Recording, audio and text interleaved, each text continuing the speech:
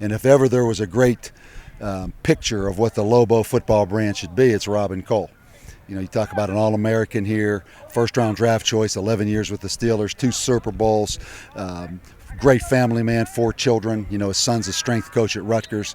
Go on and on. So he did a great job. What he talked about is when he was here, he relived some situations of things that happened when he was here. One time there was a little bit of unrest on campus, some boycotting going on for whatever it was, and some people wanted him to join.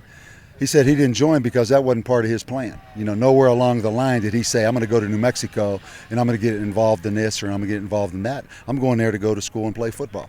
And then he talked about 2 basketball players that were leaving the program, gone, packed, bags packed. And, they were having some problems with the coach and they were leaving. And he talked to them, met at a restaurant and talked to them and, just talked to him about, staying, what it meant to stay. And they stayed and went on and had good careers. There's some guys that left that nobody ever heard of again.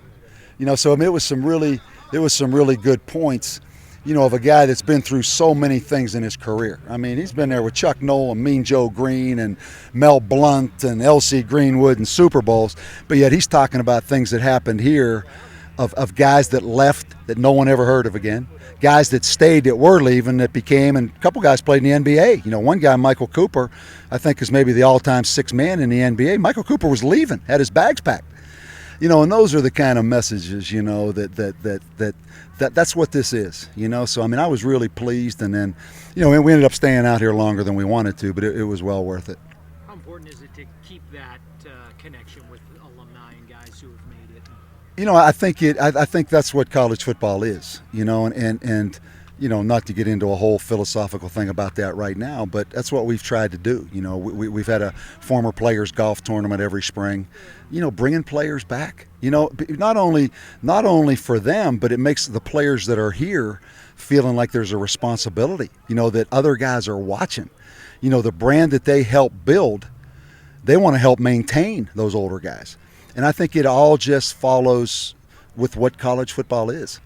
And I can see already our players understand that we have started to build a brand here. And it's more important than just them, So I think that's all piece of it. I really do. And Robin Coles don't come along very often, And there's other guys that obviously haven't had the kind of career that Robin Cole has had, or maybe the kind of public admiration that he's had. But there's other players that a lot of people don't know of that have great messages too. It's not always the first-round draft choice. It's that guy who maybe came here and was the first one to ever graduate or ever go to college from his family that's working for a trucking company right now, but he got a degree from UNM. So, that's what it is, man. There's just so many great stories of what college athletics is. I wanted to ask you real quick, too, about Brandon Branch and how you've seen him develop. Tell you what, he's a guy, you should get Ben Hilgart to give you his before and after picture. We took a picture last January 18th of a guy just in his boxers, and now we took a picture of him just 2 weeks ago before they broke out of the off-season program. Physically, he's made a lot of development. The next step for Brandon is to cut it loose. Brandon's a guy that maybe thinks a little too much. Maybe such a good kid that he's afraid to make a mistake on the field, and that slows him down. Brandon Branch just needs to cut it loose. He's got plenty of ability.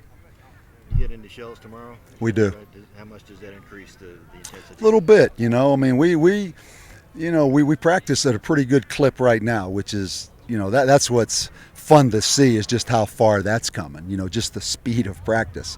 So you notice it without the pads. When you put the pads on, you really do thud up a little bit more. We call it tag tempo now, where the ball carrier is tagged. Tomorrow the ball carrier starts to get thud, which means you impede his progress a little bit more. Okay? All right, guys. Appreciate it.